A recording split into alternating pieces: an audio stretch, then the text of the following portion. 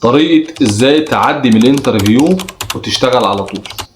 النهارده قبل ما اقول لك الطريقة دي عايز اقول لك ان انت لازم تعمل 5 خطوات عشان تقدر تنجح وتعدي من الانترفيو وتشتغل على طول.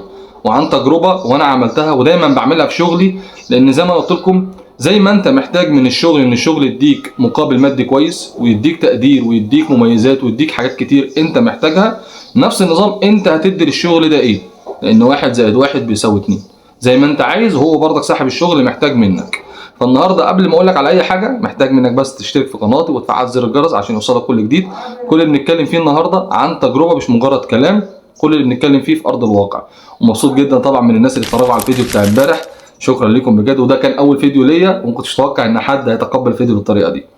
النهارده انا جاي اكلمك على 5 خطوات. ال5 خطوات دول لو انت عملتهم في المقابله بتاعت الانترفيو بفضل الله هتعدي ان شاء الله. اول خطوه النهارده انا بكلمك عليها، الخطوه دي بتقول الكفاءه.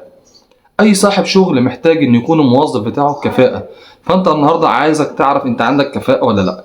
النهارده انا رايح اشتغل في الشركه الفلانيه، اخش على الصفحه بتاعتها واعمل سيرش كده واشوف وابحث الشركه دي عايزه ايه، محتاجه ايه، بتدور على ايه، مكسبها فين، الشركه دي فوق ولا تحت، انا هقدر اديها حاجه ولا لا.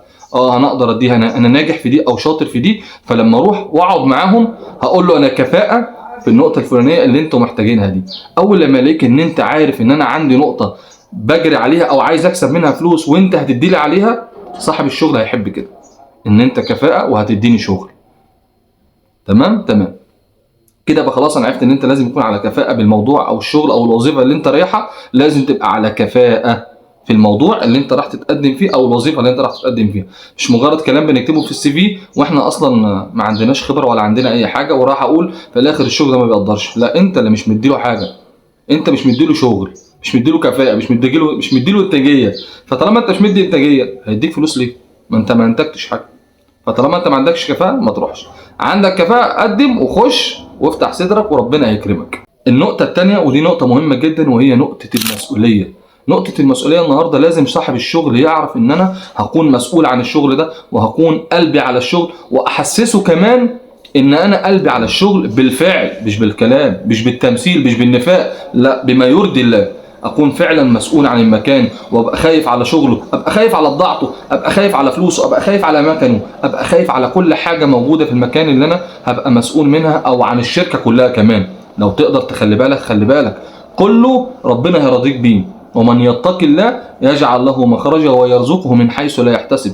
صاحب الشغل لو شافك ان انت شغال في حته قد كده عمال بتراعي ربنا فيها وعينك على كل مكان انت اصلا مش مسؤول عنه لكن انت مسؤول عنه، دي ساعتها بترفع من مكانتك وصاحب الشغل بيحبك لان شايف في فعل في عمل وفي مسؤوليه وانت خايف على المكان وعايز المكان يكبر.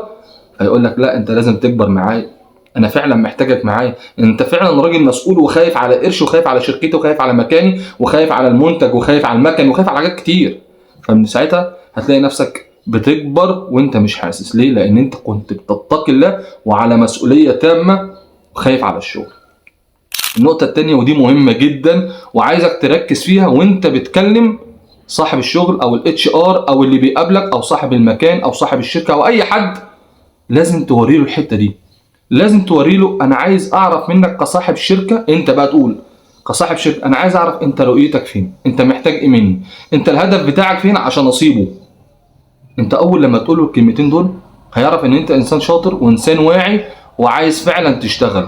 لازم ابقى صاحب رؤيه، ابقى عارف صاحب الشغل ده عايز رؤيه ايه، عايز يوصل لايه، عايز تارجت ايه، عايز يوصل لمبلغ ايه، عايز كم موظف، محتاج شغل ايه، محتاج يوصل لايه. فانا لما اعرف ان صاحب الشغل محتاج يوصل لفين او محتاج يوصل لتارجت معين او مبلغ معين او شغل معين او عايز يوسع في المكان والناس كلها تعرفه، كده انا ابقى عبد الله عندي رؤيه ان الراجل ده عايز يشتغل في ايه وعرفت هدفه ايه. فانا كمان نازل معاك كصاحب شغل بوصل لك الهدف بتاعك ده، بحقق لك التارجت اللي انت عايزه، بصيب لك الهدف اللي انت عايزه.